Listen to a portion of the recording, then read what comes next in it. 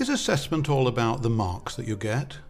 Well, teachers who've switched the emphasis away from marking and grading towards giving more detailed comment and feedback have found that their pupils are working much harder.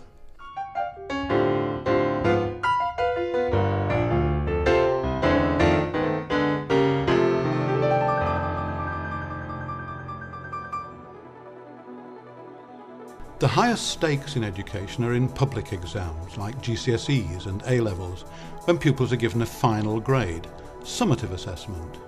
But recent research has concentrated on how formative assessment can be used more effectively in the classroom, because this happens on a regular basis, not just a single ritual.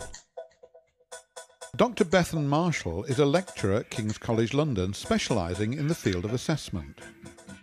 Formative assessment really is all about the interaction between teachers and pupils, and it's about looking at it's about dialogue between teachers and pupils. When you look at a child's piece of work, that's the kind of evidence that you have for saying, okay, how can we use this evidence of what they've done so far to think about how they might progress and what they might do. And it's about helping kids to understand what they need to do next to improve. Dr. Marshall co-wrote the influential booklet on assessment for learning, Working Inside the Black Box, which revealed key findings for the improvement of classroom assessment and evidence that this approach did raise standards. It advised, increase waiting time after asking questions. The aim is thoughtful improvement, rather than getting it right first time. Feedback through marking.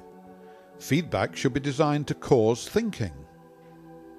Peer assessment. Pupils can only achieve a learning goal if they understand that goal and can assess what they need to do to reach it. And self-assessment. Pupils use traffic lights to indicate where they need to concentrate their efforts. Dr. Marshall's latest research is looking at how teachers are implementing the advice given in the booklet and how the programme might be applied to a larger number of schools.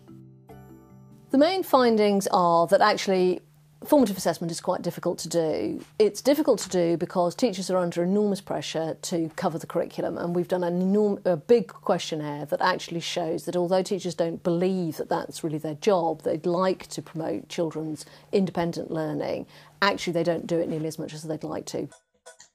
This latest research reveals that teachers are implementing the procedures, the surface features recommended in Working Inside the Black Box. But because of the pressures of the curriculum, teachers are still just teaching to the test, rather than promoting independent learning. You need to change your classroom culture. It's not enough to just implement kind of procedures, that really what you want to do is to say, above all, you want the whole curriculum to service children's learning rather than the other way around. That you can do all the procedures in the world that you like, but unless you really want to know what a child has to say and you really listen to them, you can ask all the questions in the world and they can be beautifully phrased, but you're not doing formative assessment. Every teacher can improve the way they assess children's work, no matter how long they've been teaching. Try looking at your teaching through assessment. Do I give quality feedback, or do I just grunt a grade? Do I allow time for pupils' questions, or do I just ask my own? Now, the national curriculum is sometimes seen as a constraint here, but good formative assessment will actually cement children's learning, so it's well worth every minute that you spend on it.